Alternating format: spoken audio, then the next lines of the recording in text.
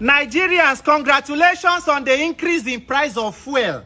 Fuel subsidy regime is over. President Tinubu, May 29, 2023. Your Excellency, sir, we thank you. Mr. President, the way you dey handle us, the way you dey treat us as your Nigerians, as a country, it shows that you are a father. This is leadership. You are in the UK on holiday, you dey rest. And you are also Nigerian Minister for Petrol. And NNPC don't increase price of fuel again. We thank you. So my fellow Nigerians, now when I say make I follow talk.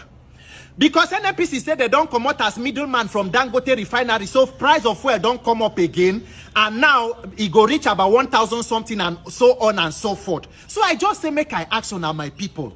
So we as Nigerians, we fit buy fuel for up to 1,000 something without complaint. So as a people, we fit live with fuel at 1,000 something. Nobody protests, nobody talks. Save Nigeria, no occupy Nigeria. Everybody accept. That is, we don't accept and we don't understand fuel subsidy, everything. So as Nigerians, we get understanding like this. We get patience. We get, we get understanding with government.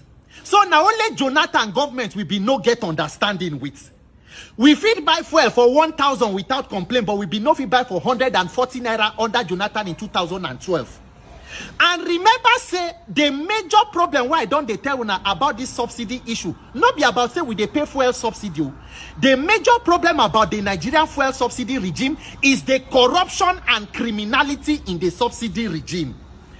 Under Jonathan, where be say the government being bad, or everybody say corrupt. As bad as the government be, when they want to remove subsidy, the president first go launch buses for Eagle Square, say make they distribute to transport company. They launch Shopee subsidy reinvestment program, say for people, for youth and all that. Plus you win, make youth where they do business, make they access loan and all. As bad as it been built, but we protest, we say we no want. 12 years later, the same APC government wey protest and lead protest against Jonathan government come remove am now. The question where we dey ask since be say the money from the subsidy, where e dey go?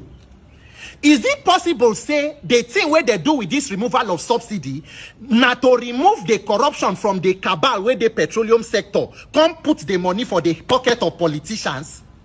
Because I tell when I say the thing where Nigeria they suffer today is the ghost of the Buhari presidency. The Buhari government is the mistake that should never have been made. Buhari had no business with government. Under Buhari, they signed Petroleum Industry Act, which proposed that 6 months after that act, NNPC should not have business with regulating the price of petroleum. Fuel subsidy is supposed to end since February 2022. Immediately the thing won't end. The then Minister for Petroleum, Timi Prisiva, run go National Assembly, go demand for 18 months extension. In 2022 alone, Buhari's government spent about 4 trillion on fuel subsidy. Between the first 6 months of 2023 to the end of the Buhari government, they spent about 3.6 trillion on subsidy. Totaling Buhari's administration about 11 trillion on subsidy. More than the entire presidents that were before him since our 1999. Handed over to President Tinubu, subsidy regime is over. Now the pricing and the suffering from that subsidy program has been pushed to average Nigerians, me and you, which are the consumers. Because even the under cabal of that subsidy chain from the petroleum sector, they don't even lose. Between the first 6 months of removing subsidy, the federal and state government have shared about 15.1 trillion. That is an increase in state allocation by more than 3 trillion. Meaning governors even have more money than the expenditures that they make. Where does most of the naira go? Is it possible to say that they convert them to dollars, which is also causing parts of the problem with forex and dollar in this country? My fellow Nigerians, shall we understand what we do so? And do we realize that to tackle this issue, we must face the root cause of our problem, which is this governance? Tomorrow we go talk, say we want to end bad governance. Ask yourself the question, how do you end bad government? By electing good government. How do you elect good governance? It has to be through electoral process and INEC. And none of us, they talk about the major issue of INEC. Imagine running an election against a government that controls INEC, judiciary, law enforcement, including thugs. How do you expect to excel? Opposition, labor, everybody, save Nigeria, nobody talk again about. So Nigeria don't save. We as Nigerians, we pursue things. We are chasing shadows, talking about on social media things that do not advance our collective welfare. That is why I'm calling on anybody will be activist, anybody will get voice. We must come together to see how we want to fix this issue of governance. It was now President Tinubu talk 2012 when Jonathan want to remove subsidy. He said subsidy is Jonathan's tax on Nigerians. Your Excellency, is this now your tax on us?